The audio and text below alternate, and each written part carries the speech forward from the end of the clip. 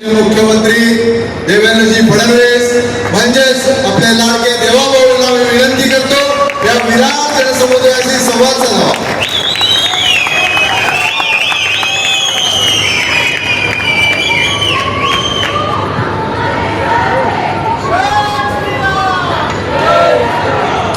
हिंदवी स्वराज्याचे सरसंस्थापक छत्रपती शिवरायांना मानाचा मुजरा करतो. भारतीय राज्यघटनेचे शिल्पकार भारतरत्न डॉक्टर बाबासाहेब आंबेडकर यांना मानवंदना अर्पित करतो. छत्रपती शाहू महाराज यांच्या चरणी नतमस्तक होतो. करवीर निवासिनी महालक्ष्मी अंबाबाई यांच्या आशीर्वादाने आपण सर्व लोक आज या ठिकाणी उपस्थित आहोत. त्यांच्याही चरणी नतमस्तक होतो. आणि आज आपल्या सर्वांकरता अतिशय आनंदाची गोष्ट आहे की करवीर निवासिनी महालक्ष्मी अंबाबाई यांच्या प्राचीन मंदिराच्या जीर्णोद्धार आणि परिसर विकास या अत्यंत महत्वाच्या कार्याकरता त्यांच्या शुभ हस्ते आज आपण याची सुरुवात केली, भूमिपूजन केलं.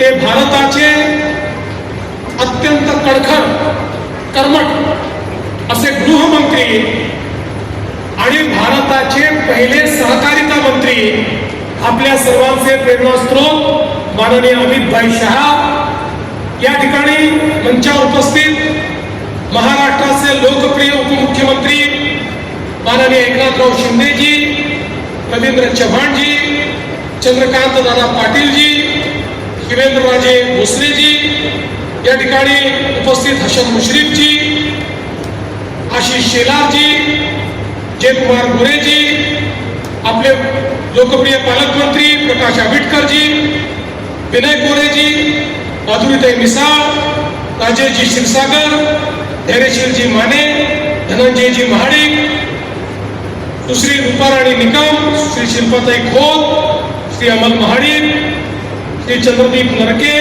श्री शिवाजी पाटील, श्री अभिमन्यू पवार, श्री निरंजन डावखरे, श्री राजेंद्र पाटील येड्रावकर, श्री संजय मंडलिकजी, अशोकराव मानेबापू, प्रकाशजी आवाडे या ठिकाणी उपस्थित, विजयजी जाधव, कृष्णराव महाडिक, बाबासाहेब पाटील, समित कदम, नाथाजी पाटील, महेश जाधव, आदिल फरास, आपल्या महायुतीचे मंचासीन सर्व नेते आणि उपस्थित सर्व भगिनी आणि बंधूंनो, आज अतिशय आनंदाची गोष्ट आहे की आपल्या सर्वांचं जे स्वप्न होतं महालक्ष्मी अंबाबाईचं मंदिर जे केवळ कोल्हापूरकरांचं नाही तर उभ्या महाराष्ट्राचं आराध्य दैवत आहे आणि संपूर्ण हिंदुस्थानातून ज्या ठिकाणी महालक्ष्मी अंबाबाईचं दर्शन घेण्याकरता लाखो भाविक येतात, त्याचा जीर्णोद्धार झाला पाहिजे, त्याचा परिसर विकास झाला पाहिजे आणि ही इच्छा खऱ्या अर्थानं पूर्ण करण्याची सुरुवात आज झालेली आहे. पण मला एक गोष्ट सांगायची आहे, महाराष्ट्रातल्या आणि कोल्हापूरकरांची जशी इच्छा होती तशीच मनापासनं ही इच्छा दिल्लीमधूनही एक व्यक्ती व्यक्त करत होते आणि ते व्यक्ती म्हणजे आपले अमित भाई शहा. ते वारंवार आम्हाला सांगायचे कि आपके यहाँ शक्तिपीठ है, इतना पावरफुल मंदिर आपके यहाँ है जहां सारी शक्ति है और आज इतने लोग वहां आना चाहते हैं, लेकिन मैं इतने सालों से देख रहा हूं उसका जो परिसर विकास होना चाहिए वो आप लोगों ने किया नहीं है. आपको जो मेहनत लगेगी भारत सरकार भी करेगा, लेकिन महाराष्ट्र सरकार ने ये कार्य हाथ में लेना चाहिए असा सातत्याने त्यांनी आपल्याला आग्रह केला.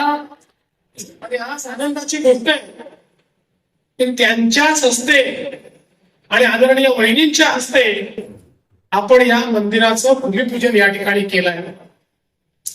खरं म्हणजे आपल्या सगळ्यांना माहिती आहे, अमित भाई हे कोल्हापूरचे जावई हैं.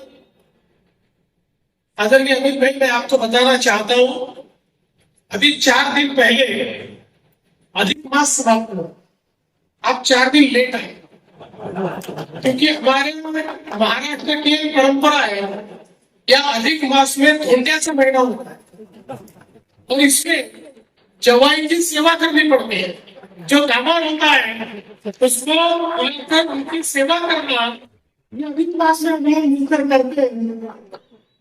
तो आप 4 दिन लेट हो गए, लेकिन कोल्हापुर के लोगों का आपके ऊपर इतना प्रेम है और हमारे भाभी पर तो प्रेम भी है और अधिकार भी है, इसलिए हम आपकी सेवा तो नहीं कर सकते, लेकिन आपके आशीर्वाद और आपसे सेवा प्राप्त करने का काम इस महालक्ष्मी मंदिर के माध्यम से जरूर करेंगे, इतना विश्वास आज के इस मौके पर मैं व्यक्त करता हूं.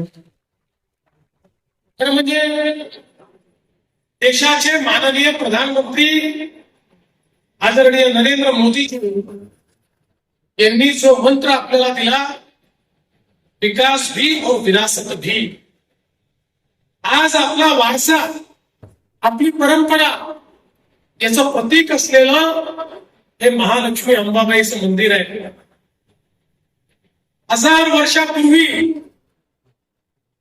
या मंदिराची निर्मिती झाली. म्हणजे कदाचित त्याच्याही पूर्वीचं हे मंदिर आहे, पण आता इतिहासात आपल्याला 1213 वर्ष माहिती आहे. पण त्या परंपरेमध्ये या मंदिराने, या आई महालक्ष्मी अंबाबाईने आमचं आराध्य दैवत छत्रपती शिवरायांना देखील आशीर्वाद दिला, हे आपण इतिहासात बघितलेला आहे. आणि छत्रपती शिवरायांनी देखील अनेक वेळा या मंदिरात येऊन आईचं दर्शन देखील घेतलं आणि या मंदिराकरता मोठ्या प्रमाणात दान देखील दिलं, हे देखील आपण बघितलेलं आहे. ज्यावेळी संपूर्ण भारतामध्ये आमच्या मंदिरांचा विनाश होत होता, त्यावेळी खऱ्या अर्थानं पुण्यश्लोक अहिल्यादेवी होळकर यांनी ज्या प्रकारे आमच्या मंदिराचं पुनरुज्जीवन केलं, तो इतिहास देखील आपण बघितला आहे.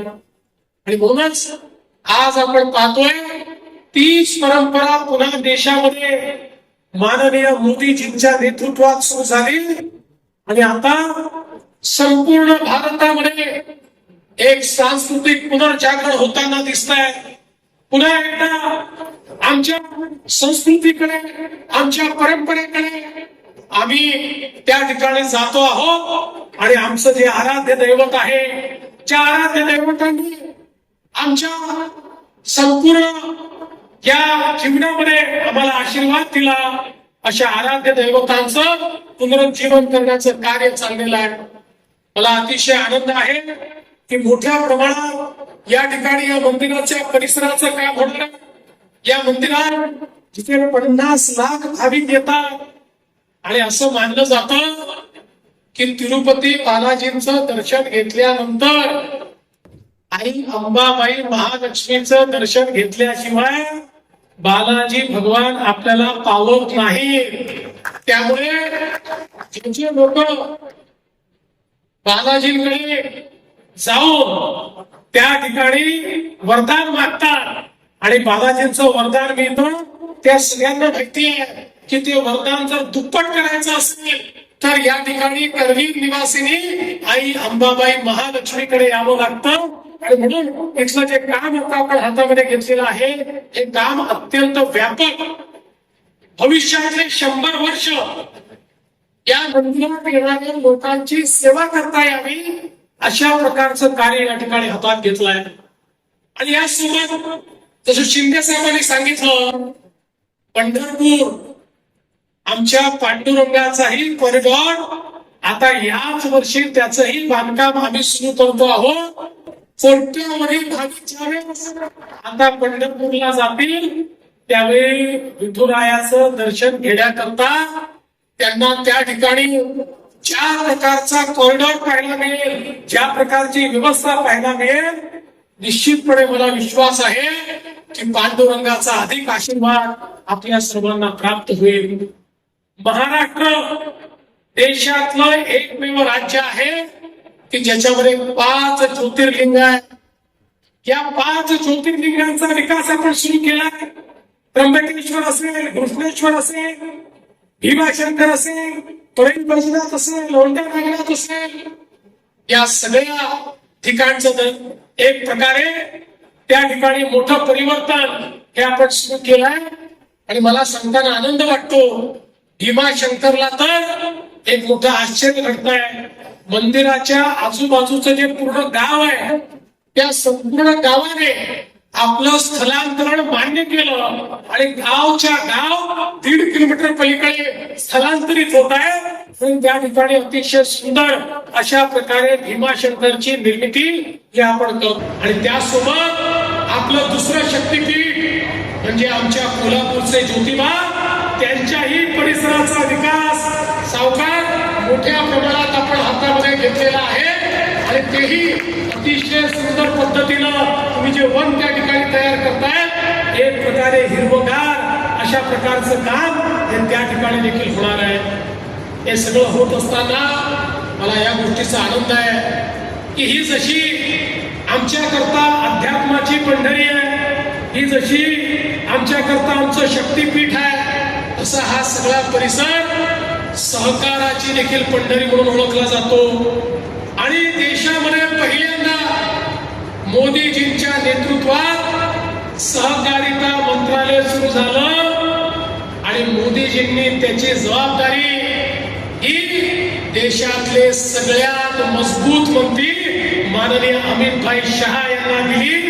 आणि आज आपण पाहू शकतो या सहकारिता मंत्रालयाच्या माध्यमातून एकीकडे साखर उद्योगाला जिवंत ठेवण्याकरता, त्याच्यामध्ये समृद्धी आणण्याकरता इतक्या मोठ्या प्रमाणात वेगवेगळ्या योजना सुरू केल्या की बोलणार नाही, पण मला कल्पना आहे आजही अमित भाई काही चांगल्या योजनांची घोषणा या ठिकाणी करतील. आणि निश्चितपणे पुढचाही कार्यक्रम आहे, त्याही कार्यक्रमामध्ये या विषयावर ते बोलतील. पण केवळ साखर उद्योग नाही तर संपूर्ण सहकाराला एक नवीन स्वरूप देण्याचं काम या देशामध्ये आणि महाराष्ट्रामध्ये माननीय अमित भाईंच्या माध्यमातून चाललाय. सहकारी संस्थांना मजबूत करायचं, पॅक्सला मजबूत करायचं, 17 प्रकारची कामं ही पॅक्सच्या माध्यमातून करायची आणि ग्रामीण भागात शेवटच्या माणसापर्यंत केवळ सहकार नाही